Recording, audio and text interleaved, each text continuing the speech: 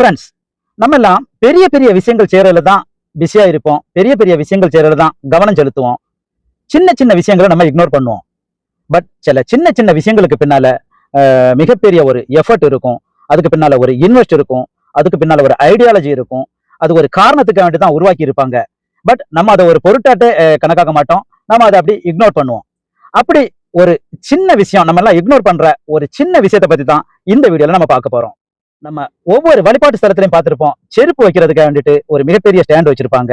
அதுக்கு பின்னால நிறைய இன்வெஸ்ட் பண்ணிருக்காங்க, நிறைய எஃபர்ட் போட்டு தான் அதை உருவாக்கி, ஒரு பிளான் எல்லாம் பண்ணி அதை உருவாக்கி வச்சிருக்காங்க. பட் நம்மள அதிகமான பேரும் செருப்பை நம்ம வெளியே தான் அப்படி போட்டுட்டு ஏறி போவோம். அதுல குறைவான நபர்களே அந்த ஸ்டாண்ட்ல செருப்பை வைப்பாங்க.